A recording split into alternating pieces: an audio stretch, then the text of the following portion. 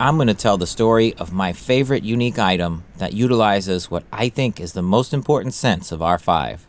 Is you, is or is you ain't my baby. This thing is present in our lives in every way, and yet it's taken for granted until it's gone. It has the ability to give information. It has control over how fast we do things. And even the power to control when we can move. It creates an atmosphere and serves as a decoration. A signal to hungry customers that great things are this way. In the nocturnal world, we diurnal beings, big words, so smart, rely on it to function, giving the ability to live and work into the late night hours while others sleep. There is only one thing that can do all of this for us. I am, of course, talking about light. And so far, in some shape or another, there has been one in every shot. You might not have noticed, but your brain did. We're not here to celebrate light in general. We're going to tell the story of a very specific type.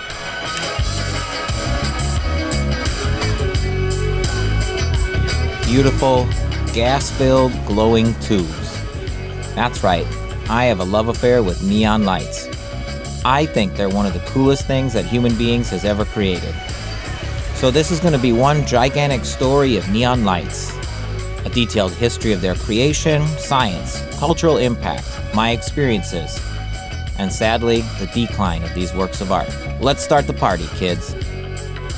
This entire episode came out of nowhere. I was planning another one, however I took the doggo to a different than normal park one day, and by the time we came home it was dark. And I saw this beauty all lit up. This is the sign that inspired it all. In that instant, so many childhood memories and feelings came flooding back. I had to tell the story and do it justice. I still maintain that of all the signs I would hunt down and film, this is my favorite. Might be a little biased, but to me, it's a beauty. And at that moment in time, the largest neon sign I had ever seen. Since I was young, light has always fascinated me. Its history, scientific applications, just seeing things light up would make them that much cooler than the things that didn't. My favorite application of light is its creative possibility. Neon represents the perfect union of science and creativity. Its history is interesting, as it took many people's work to make it a reality we could harness. The history of neon begins where all the history is. In a book. A legit source, too. Totally didn't just get a book out of the trash and put some masking tape and Sharpie on it. Anyways, so throughout history, some shit happened, some more shit just kept happening till we get to this guy. Sir William Ramsay, whose work set in motion the dominoes for the creation of neon signs as we know it today. The ocean. The UK. The year 1852. And Ramsay is born and raised in Glasgow, where he would study chemistry also at the University of Glasgow. You know, I've been there. When we lived in the UK, it's the most Harry Potter place ever. Like King's Cross Station, platform 9 3/4, it's got nothing on this place. Ramsay had a pretty normal run for an academic, did his doctoral work living with the Germans. The most important part of this story is the year 1894. London, where the Queen was and still is. I legit think this photo from her might be from that actual year. Anyways, working at the University of London, Ramsay got inspired by a lecture from Lord Rayleigh about how synthesized nitrogen had a different weight than nitrogen separated from air. This led Ramsay to look into what else could be in air. His success was finding argon, the first in the line of discoveries over the next 4 years, the others being helium, krypton, xenon, and most important to us, neon. Ramsay had just given the world what we call the noble elements. Remember chemistry class? Pfft, nerds. I was cool, playing D&D, video games, and shit. Yeah, there's a specific reason these elements are called noble. That phrase was coined by the German chemist Hugo Erdmann, and he called the elements noble because they behaved like rich nobles. They are stable and don't mix well with others. Boo! Give us the gold! tax the rich. Check out my $2 million apartment, guys. Helium, neon, argon, krypton, xenon, and radon. The noble gases are now known to the world, except for radon. Radon's a dick. All thanks to the effort of a great man named William Ramsey, and for making the first piece of the neon puzzle available to others. For that, he is my son. And where do we put our son's good work? Yep, he gets the fridge, baby! The beauty of Type A's neons are hard to put into words, which is why I chose to film it rather than write a paper. Sorry. When you look at a neon sign, no matter where in the world you are, you're going to notice something special about them. Aside from their unique shapes, there is one thing they have in common. They're all long glass tubes that glow. A light source named gas discharge lamp. And for that design and concept, we owe it all to my other son, Daniel Moore. For this journey, we need to separate from the Queen and head over to America. There is no one that does it better than the Macho Man Randy Savage. Didn't see that one coming, did you? Ah, my home. In this version, Texas hangs with Hawaii. Alaska can come too. 1869, Pennsylvania. My son Daniel Moore is born into the world. I assume he went to university for engineering, but I couldn't find that info. He did work for Edison Lighting in New York and would live in Jersey. Oh God, why? Why would a human being do that to themselves? Live in Jersey. It's akin to torture. Moore would come up with the design and idea of a gas discharge light, utilizing a long glass tube. Edison didn't exactly like this, and the two men parted ways. Not really amicably either. Moore's light worked on nitrogen and carbon dioxide, so air, basically. And no joke here, in a later segment I'll show how this is possible. You have to forgive my use of JPEG in this vid, as I lack the proper vehicle for time travel to actually film this stuff. Don't worry, I'll fill it in later. So, Moore's lighting systems were custom made for each installation and would join together long segments of glass tubing. Both ends would terminate in a box containing the transformer and other parts that make the light work. While the lighting was more efficient, offering more lumens per watt used over the Edison lamp, the fact that the lighting was custom made for the layout of the house or shop actually made it impossible to move things around or change the lighting without a complete new installation. Oh yeah, and the gas would burn out too. But Moore solved this with a valve. This is good business? Apparently not, as the lighting never caught on and this bad boy took over. Moore's life didn't exactly have a happy ending either. He was shot dead in his front yard by a rival engineer. From Jersey, folks, that's about right. Well, despite its flaws and eventual failure as a business venture, Moore and his idea of long gas-filled tubes were instrumental to the implementation of modern neon lighting. And that makes him my son, and earned his spot on the fridge. My next son, Papa really was a Rolling Stone, Heinrich Geissler, is very important to the advent of modern neon, though I feel not in the way many others have documented in their research. Let me explain. Leaving New Jersey, alive, thank you, this time we're headed to visit the Germans. A fun fact, that's the biggest portion of my heritage, proven by the fact I can eat sauerkraut right out of the bag. Weird. In the year of our Lord, 1814, my son Heinrich Geissler was born to a family of glass blowers, and he would put his skills to work to make Geissler tubes. Well, how did you not see that coming? Geissler tubes are these bad boys right here, a sealed tube with random gas and sometimes liquids inside that glow when you apply high voltage to them. Though well known in the science community, they really served little purpose other than demonstrations, and were sold as entertainment devices for the rich. Here, let me show you. While researching Heinrich and his tubes, I found a YouTube channel that is just a gem. It's from the University of Nottingham and called Periodic Videos. Ha multiple entendre. It stars this guy. I'm gonna state the obvious here. No jokes, lies, cap, whatever you want to call it. I trust this man with science. 100%. Look, I like other science YouTubers like Nile Red or the Action Lab, but see, they only have some of the science, while the guy has all the science. Here, I made you a pie chart to help you understand. Borrowing their footage, You son of a bitch. because not many of these tubes exist still, and of course the guy has some. As you can see, the tube glows when voltage is applied to it. Each end has a sealed electrode, and sealed pretty well as these things are over 100 years old. As I mentioned earlier, the chambers are either just gas or sometimes contain liquids that react to the voltage. It's pretty cool, and I can totally see the entertainment value. If I had a spare 15,000 plus volt transformer just sitting in the closet in the 1800s, how rich did you have to be to enjoy these? Moving on. The real reason I included these in my research finding is not the seal and the electrode like everyone else. It's this right here. You probably noticed that the glass tube inside the glass tube isn't exactly straight. In fact, there are many different types among the tubes. I think this is the artistic inspiration for modern neon. Most of the research I read talks about that Geissler was important for the gas in the tube and sealing it. I'm not going to deny that fact. However, when we compare Moore's lighting installations side by side with Geissler tubes, you can see artistic intent versus a practical solution. Putting the tubes next to modern neon deepens my point that Geissler should get more recognition for sowing the artistic seeds for the neon signs to come. And for that, my son can join his brothers on the fridge. With all these pieces in place,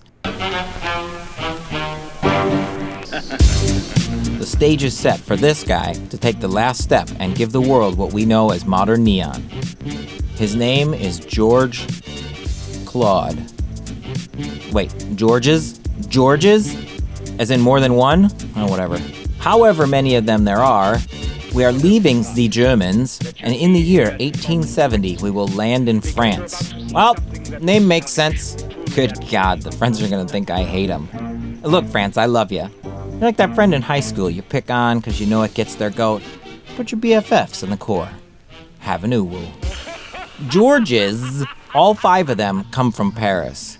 And all of them at age 16 studied electrical engineering at the École Supérieure de Physique et de Chimie Industries de la Ville de Paris.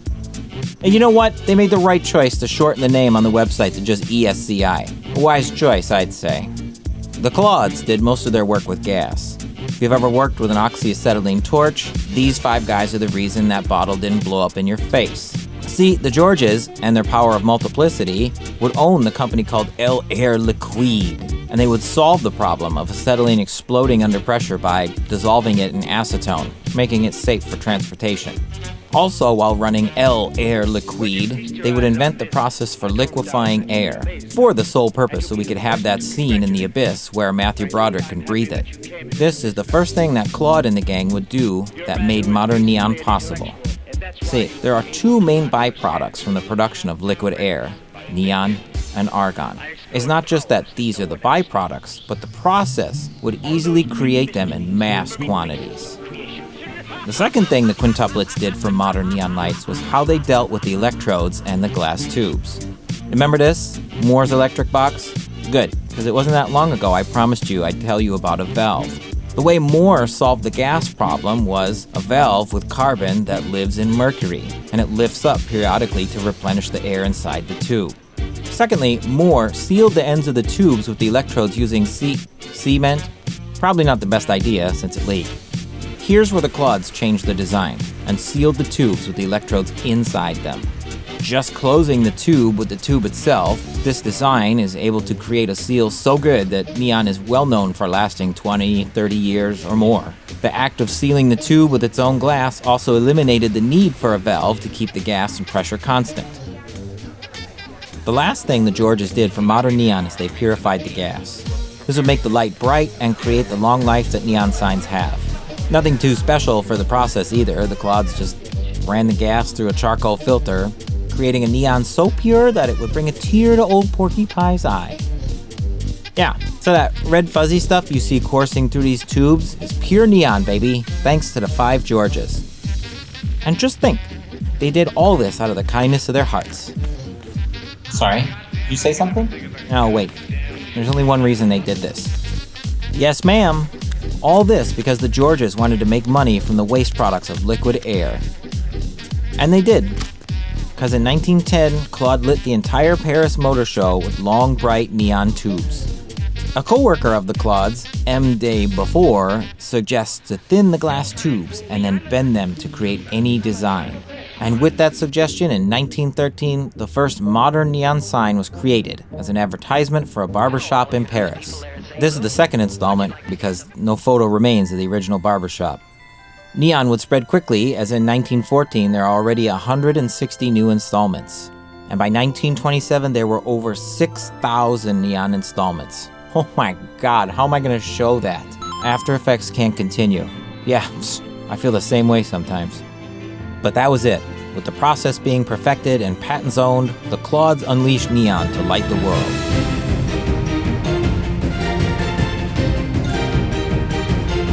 This spread like wildfire. I mean, by the end of the 20s, early 30s, neon was pretty much worldwide. If I may say that for such a revolution, so few countries recorded their first neon signs. Really only the French. The Aussies did alright. Their Skipping Girl was the first neon installment and made into a historical marker. Even the Kiwis didn't keep track of their first neon. I could only find listing of streets and intersections that have lots of shops and big neon advertisements. But they gave us once we're warriors, so all is forgiven. The only other place to document the first neon sign was America, saying in 23 a Packard car dealership in Cali had the first sign, though no photo to confirm it until 1925. Fun fact, the 1932 Olympic sign in Los Angeles was created with big, beautiful neon. From the American West Coast to East Coast, every gas station, motel, business would try to wrangle in customers using that special glow. Manhattan alone had some 20,000 neon advertisements. And my god, I found this. It's a couple of people making a vid for a friend's retirement using the Newport cigarette sign to flash a message. And it is the most New York thing ever. What? We're going to do it in orange. I love New York. Bob farewell. I mean, curtains are enjoy, good luck, but you don't want to lie with pleasure on it. No. It's too much. It's too much. We walk a lie with pleasure. And just have an orange. I love New York. And then curtains are enjoy, good luck. I love them. Just think, all this from 5 guys who had the same last name. Well, I guess we can put him on the fridge. But wait, I never said he was my son.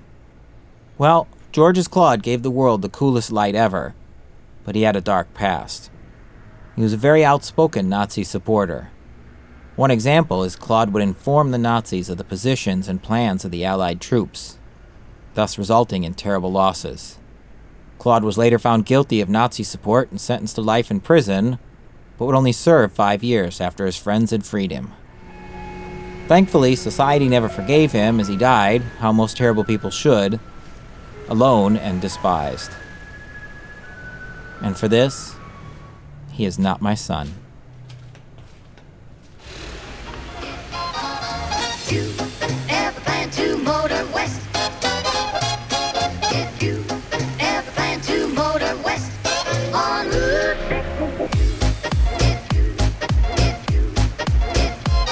6. Now, where is Taiwan in all this? Over there. Well, since we live on a globe, technically it's that way at the same time.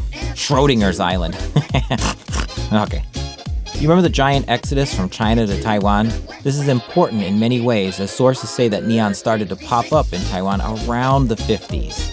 This makes sense, as sign makers in neon hotspots such as Hong Kong and Shanghai would have been part of that flight and brought their skills with them. Now, before I get roasted in the comments, there is the possibility that neon existed before the Great Exodus, when Taiwan was under Japanese rule. I say this because neon started to appear in Tokyo around 1926-ish, and Japanese rule of Taiwan started in 1895 and lasted until 1949. Which again, makes sense why the few articles and things I could find all agree that neon appeared in the 50s in Taiwan. I have to say that I'm thankful for all the appreciation classes I had to endure during university. I never complained about taking them, but at the same time, I never really was all that excited either. But it is because I took those classes I can say, I think neon lights are an art form. But why? What makes them art? There's one last learning segment I would like to share with you all, as I feel it's important for the rest of our discussion. And that is the topic of aesthetics. And whoo, what a topic indeed. I'm not really sure anyone can agree on how to define it. While searching, I found this article. This is all one page about aesthetics. You could read the wiki to just get the gist, but it's not very good, as it tries to compress something that is so broad and overly general itself. The Britannica is much better, but it's like reading Cyrus the Great. I'm going to give you what I learned and interpreted from my research. We might disagree. I might have completely missed the mark, but I am only human. So there's a lot of infighting in the field of how each person at X time added to or tried to redefine aesthetics. Since Plato till the 1970s, aesthetics definition just keeps changing, and it should, but it's important you know that. At its very core, aesthetics is a philosophy that studies how we interact with and create mostly art. I say mostly because all sources agree that there can be non-art things that we have experiences with. Aesthetics is a philosophy that looks at how we determine what is art, or how is it not, how we critique art, what is beautiful, what is ugly, and how does it make us feel. That in a nutshell is its core. It runs way deeper to the point of asking who can have an aesthetic experience, animals, non-artists, etc. You get the idea of how far the rabbit hole goes. Aesthetics is one of those terms that has changed through time. In fact, before I researched this topic, I was always using the modern interpretation of the word aesthetics.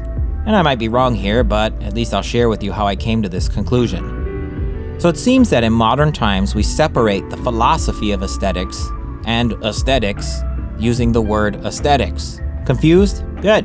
Because I rewrote this segment literally 25 times now, and I really think about cutting it. Whew. I found that when we talk about aesthetics now, many people are referring to the elements of design.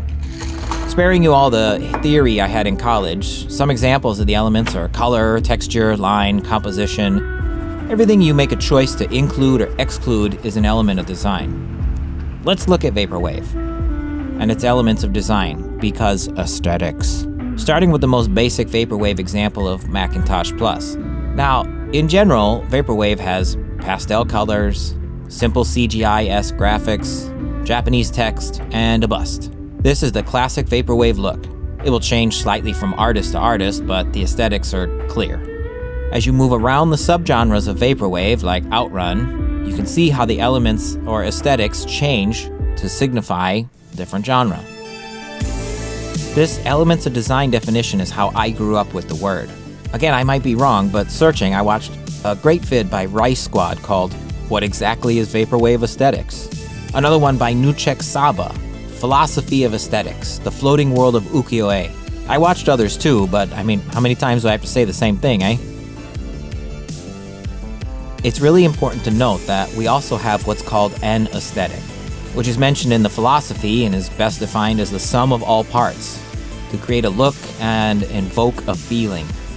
This comes together in DeGenerosity's video simply titled Aesthetic, where he shares his thoughts on how the art style of different animes make him feel and how they remind him of different times in his life. Make sense? Aesthetics are the design elements and the aesthetic is the finished product. Good. So let's use some aesthetics to create an aesthetic and just catch that aesthetic. Here we go, folks. Good God, I can smell the 80s wafting off this picture. I have to get through this. Okay. Here we see how the aesthetics tell us the time this picture was taken. We have the classic 80s aesthetic here, signified by the pastel colors, crazy side patterns, yeah. And that hair. Woo! All we need to do is add this and just, it's perfect. This is more my sister's area. I mean, I was alive, but I was just a little fresh baby. Here's the aesthetic of the 80s for me. The tag team High Energy with the duo of Coco Beware and Owen Hart. It's just, oh! My aesthetic is the 90s, signified with the huge glasses and the Bart Simpson sweatshirt. Just need to add your Nirvana CDs and there you go. Clearly a man of refined taste. Yes, that's actually me. Now you know the difference between aesthetic and aesthetics. That's it, I'm done. I swear to God, this was the hardest thing ever to put this information into words that made sense. Never again, I'm done. You might be wondering what's the big deal with neon anyways. Well, it's personal for me. As a kid, I spent a lot of time in bars under the glow and hum of the neon beer signs that were hung all over. I was raised by my grandparents in their early 60s, and they had just retired and were living their best life. I was too young to be left home alone, so I was dragged along everywhere. Funny story is that the owner of the bar near our house was a crotchety old man. He told me never to touch neon signs because you'll get killed. And for the longest time, I believed him. But it had the opposite effect on me, as I just wanted to touch it more, but never did. Because I kind of wanted to do without the whole death thing. He lied to me. Regardless, I still think neon is beautiful. Using our newfound knowledge of aesthetics, there it is! Let's dive into why. Neon's famous color aesthetic is pastel. Neon is a bit of a lie to you because neon gas actually glows in one color only, and that is the classic red-orange hue that you see and associate with neon. But if you take other noble gases and run electricity through them, they'll glow in different colors. Hang on. I got this.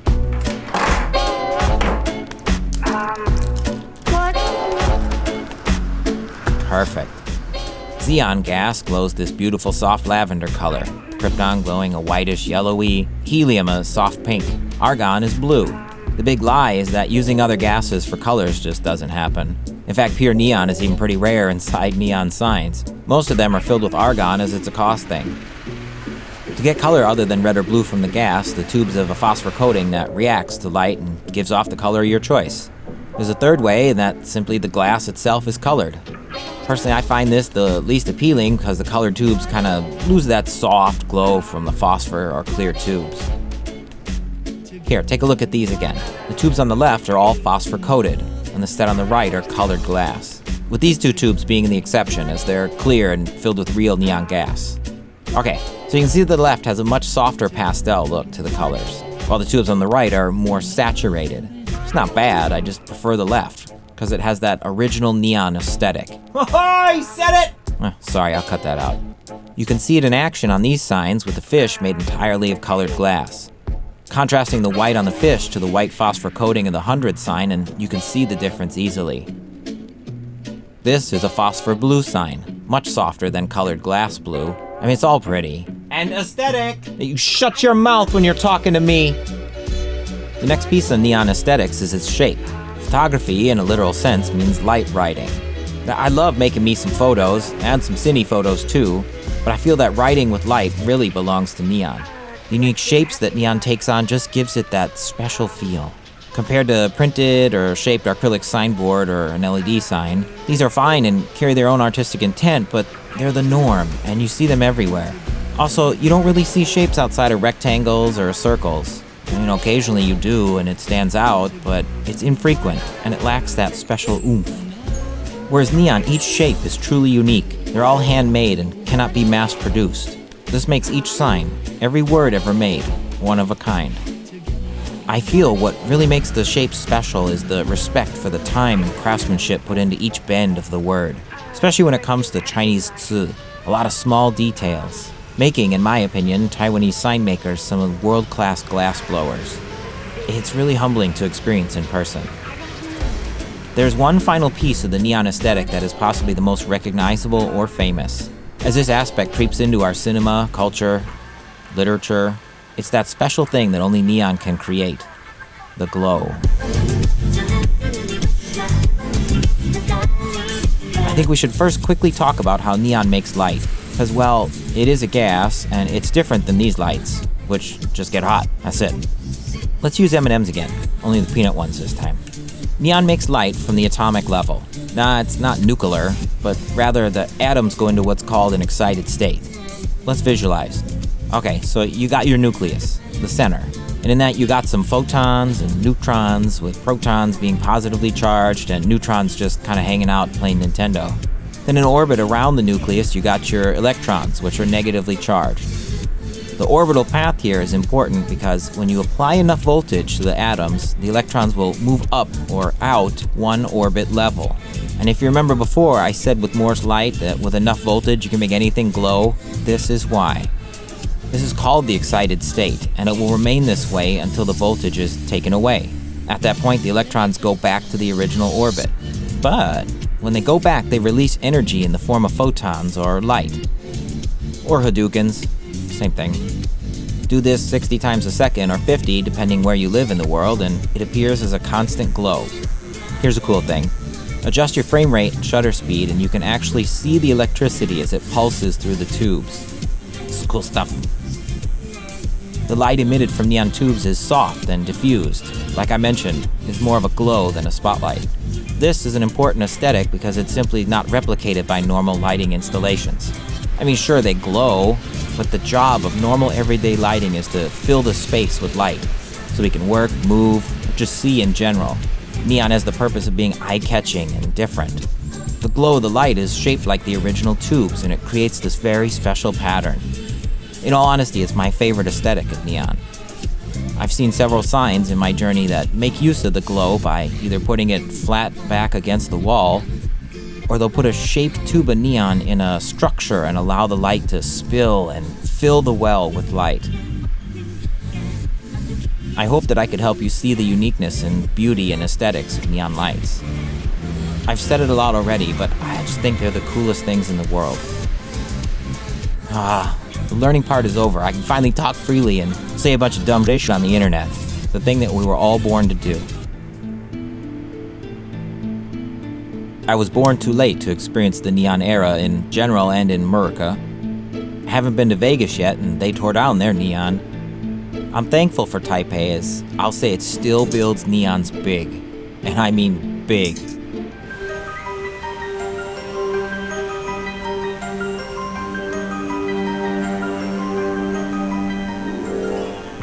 I mentioned that the sign that inspired this episode was the biggest neon I'd ever seen. Yeah. Until I found this monster. A 4 stories tall wall of neon tubing and glow. Holy shit. At that moment, it was the biggest I'd ever encountered in my life. That was until I went to Ximen looking for neon. For those of you who don't know, Ximen is like a perpetual night market with big name brands and plenty of things to do. Its entrance is adorned with massive screens and lights that make New York's Times Square lame. I've been to Ximen many times, but somehow I never ventured deep enough to run into this giant. It's old and scenic, huge. I have no idea how I missed this. I mean, first off, the building is 12 stories tall, so that leaves a 10-story neon sign. Jesus, God, Jesus, and baby Jesus. The lettering on this thing. Each word is a minimum 5 Shatners wide by 2 1/4 Shatners tall, no less. But it's a beauty. It sleeps during the day and fills the intersection with life at night. It's a marvel to behold.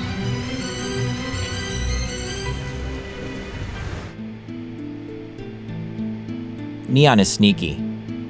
A form of neon is most likely in your house right now. If you have any CFL bulbs, you have an authentic neon tube in your house. It lacks the aesthetics of a neon sign, but it is an electrified glass tube filled with argon. It's been hiding in plain sight all along.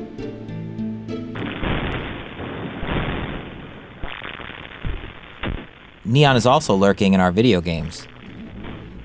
This is Rampage, a game with 3 monsters and a goal to smash every city in America. That's it. A classic I first played at our local movie theater. Anywho, this is a cute moment of life imitating art. And what's that? Yep, that flashing eat sign is pretty reminiscent of the neon signs you would see in the cityscape at the time this game was made and set. Other neon signs to help set the stage are Dan's Deli and its flash pattern, very reminiscent of neon. The unmistakable cold beer, even in red to help seal the deal. The drugstore sign could be, but I'll let you decide. Going further into life sims, neon takes an even more omnipresent presence in the granddaddy of neon, Vice City. Here, not only are the buildings adorned with neon, but the game designers utilize the aesthetics of neon to successfully recreate that 80s aesthetic. There it is again! God, memories! The entire game is just dripping with neon pastel. Glow from every angle and literal neon everywhere. Interesting to note, this game depicts neon as it dipped into morally questionable territory, a subject we will discuss. This game! You couldn't have matched the feel of an era with a light source better. But the biggest thing I remember from my childhood comes from one of the best Ninja Turtle games ever. TMNT 3. A pretty standard side-scrolling beat-em-up, but the magic comes at the end of level 7.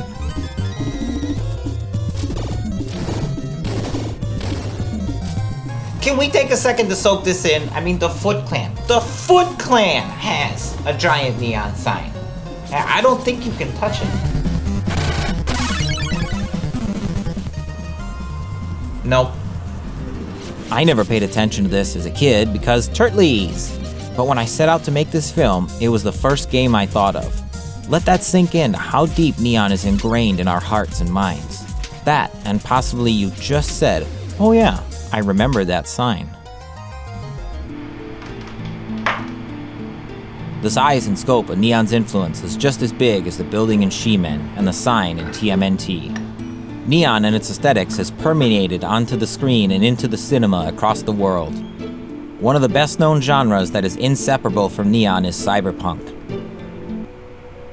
Cyberpunk as a genre is one of my favorites, as it's part of science fiction, but deals with darker concepts such as corporations as powerful as governments, population divided by wealth, sprawling and crushing cityscapes, and of course, the technology. The populace in cyberpunk, rather than reap the benefits that technology brings, suffer from an addiction to it. Those who have the money constantly seek the latest and greatest. And in the underbelly, anything can be hacked for a price. The concepts explored in cyberpunk are so alien in their nature that I really wonder where the originators got their inspiration. Part of my research on this included Indigo Gaming's 3-part 4-hour series on what is cyberpunk. It's long, but it's a good base. But I wanted to explore cyberpunk on my own terms. So for the first time in my life, I got to watch Blade Runner. And, this is a good movie. They don't make them like they used to. And I know you might be thinking, hey, aren't you the film guy? And you never saw Blade Runner? To that I say, I was 1 when the film came out. In fact, while this movie was being made, this was me. Well, technically, this was also me. So no, I didn't exactly catch the Blade Runner Midnight cosplay release. Sorry. To brush up for this segment, I also watched Blade Runner 2049, the film version of Ghost in the Shell, and revisited the 1995 anime. I also replayed Deus Ex and the Mass Effect series.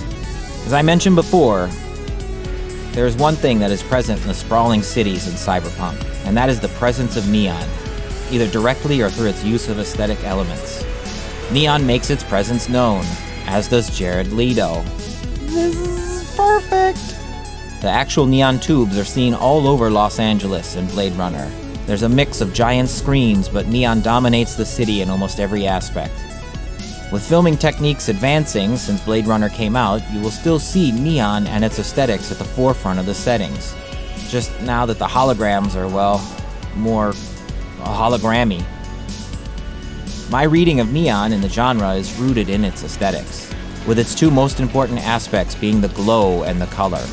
There's so much neon in Blade Runner that watching the film, one can easily come to the conclusion that the entire city is lit by the light, even when not seen in the frame. 2049 and Ghost in the Shell take a very similar approach to this when on the streets, or even in the interior scenes.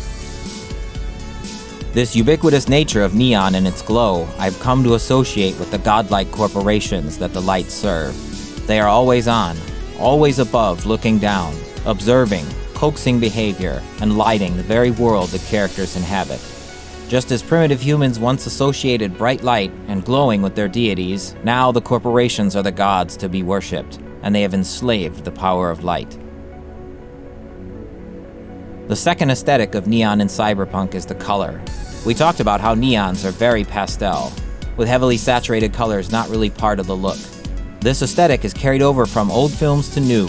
With special effects allowing for more dazzling spectacles, the palette of neon is still present in the genre.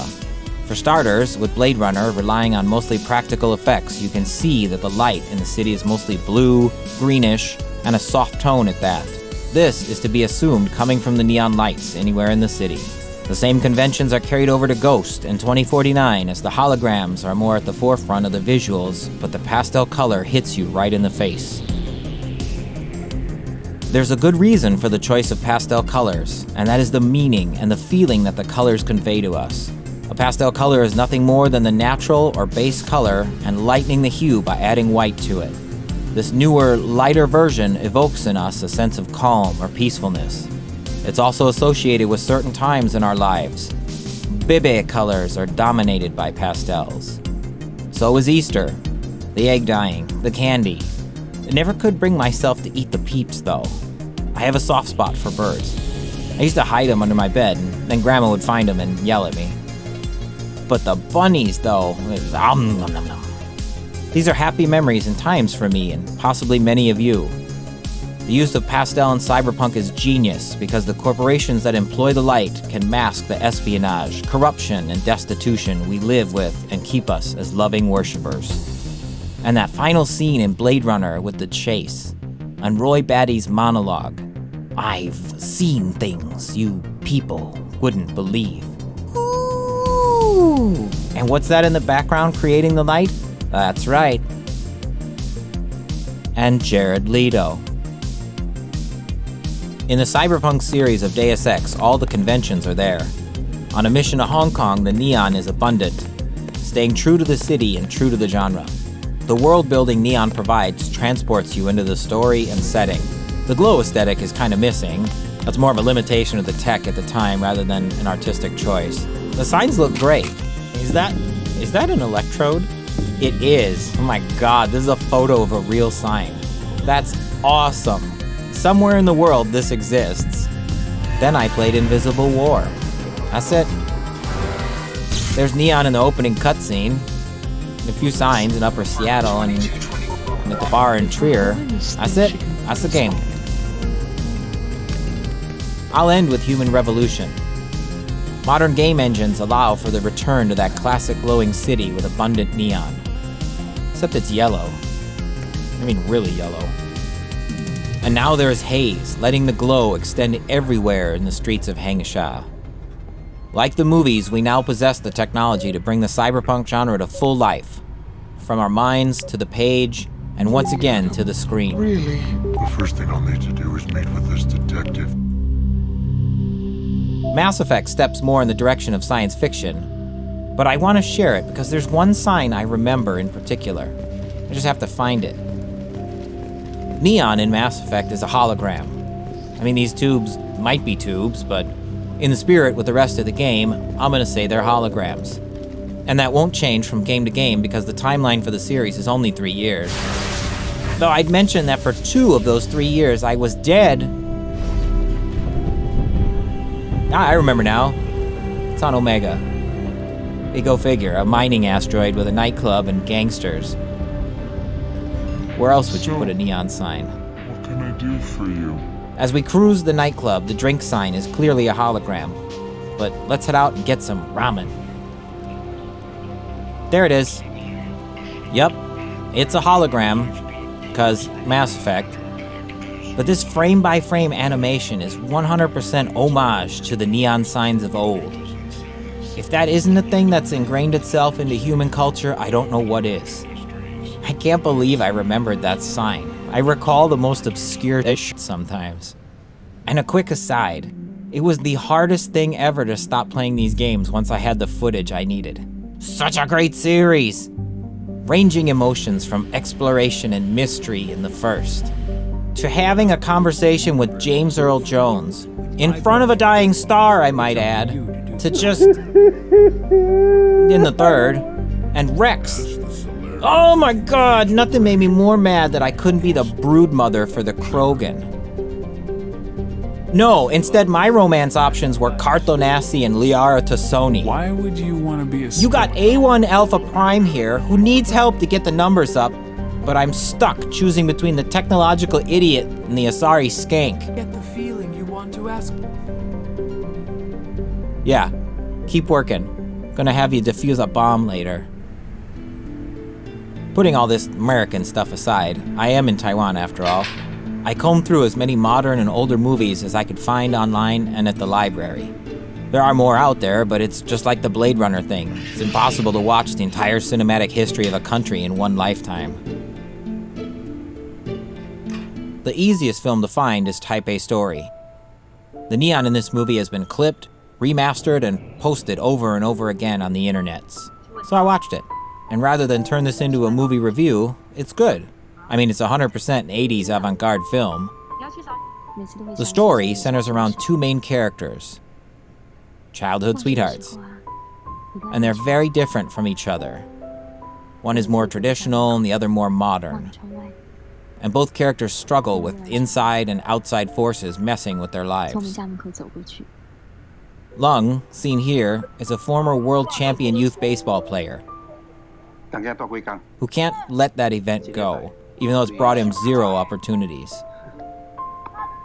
He works at a pretty traditional shop selling carpets. He's also the more traditional type of dude. Chin, our other main character, is making her way in the modern world. And she fits in quite well. However, her family has a failing factory. Her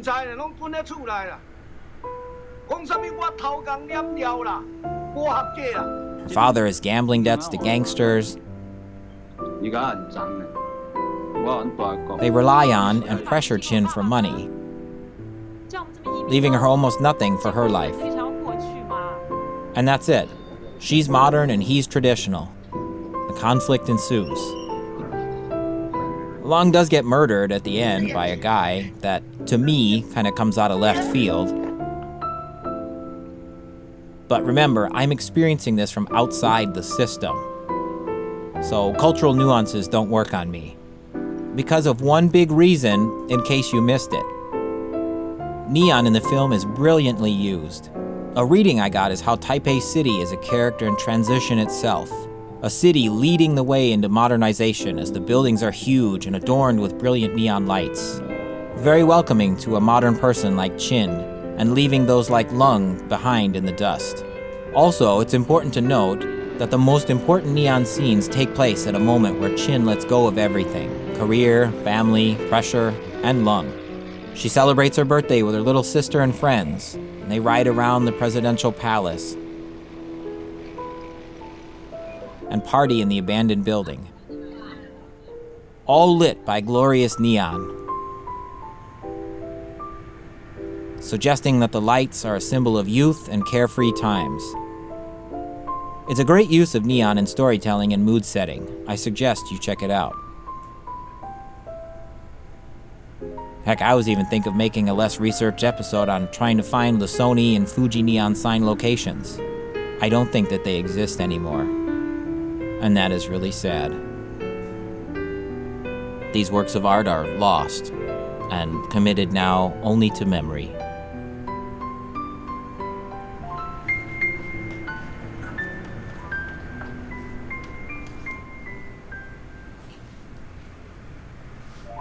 I think all of you know what happens next. It was probably the only thing you knew about Dale Earnhardt.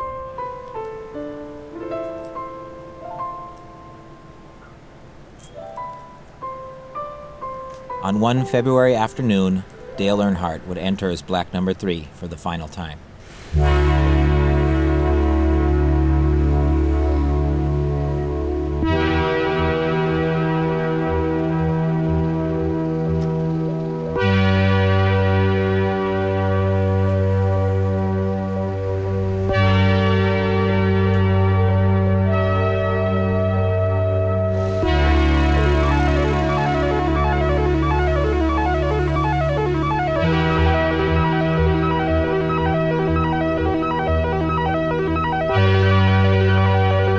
This is Sun Li Neon, the makers.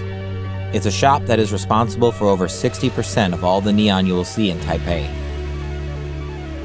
It's large and set up for 5 or more workers, but now orders can be created by just one person in a timely manner. I asked the boss about the peak of neon business, and he told me it was before the 90s. Shortly thereafter, the decline began. He stated in '91 there were 20 factories that made neon for Taipei on a daily basis. Today, there are 2. I asked this question because I found the same trend in America too. with there being over 60 neon makers in Minnesota alone in the 90s. And now there are just 4. And since filming, 2 working neon installations have been removed. It's not like there was 6 months between the shots. It was actually only about 4 days. But these works of art now only exist in my film. It also doesn't help that neon around the 80s became the signal for human vices. Rather than giant advertisements to lure in customers, neon signs shrank and spoke to our alcohol and tobacco consumption. In this turn to vice, neon would become known for sex, and this synonym crossed the globe and can be found here in Taipei. As I was out shooting footage for this, even in my limited ability to speak and read, I can tell that several of the hotels were of the sexy type. And although adorned in miles of beautiful neon, is the massage place. And, yeah. But hey, no judgment here. I hope I'm not being overly sentimental, as technologies rise and fall. There is a reason we're all not riding horses still. Mechanical transportation is the superior option. But these things replicate and do the same thing as a horse, only better, faster, and longer. Neon is unique in that its replacements can't do what it does. The aesthetics are different. We have long spelled out words and lights, but it's not neon. Other signs have their own meanings and their own set of aesthetics. In fact, the recent challenger to neon is LED. Not the screens, but the bendable plastic glued to plastic.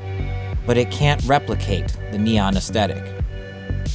RGBs can create any color, typically brighter and far more saturated than neon. Also, you lose the ability to view the light from any angle. The final telltale signal that the sign is a LED is that it does not have the glow. LEDs simply lack the ability to glow in an omnidirectional manner, because the diodes must be attached to a strip to get electricity. And as we now know, neon is a glass-filled tube. Look, I find these signs pretty, and you can't beat them when it comes to energy efficiency. They're just not a good replacement for neon, because there's something different. We can't stop changing taste and time. It's how we got neon in the first place. But I hope I help a little bit so that the art form will not be completely lost to time.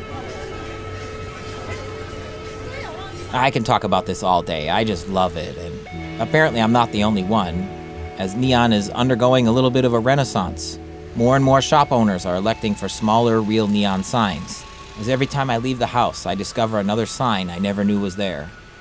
It's my hope that no matter where you live, you take a moment to appreciate the craftsmanship of the sign, and soak in the aesthetics of the art, and maybe even come to Taipei and experience the neon that's here, because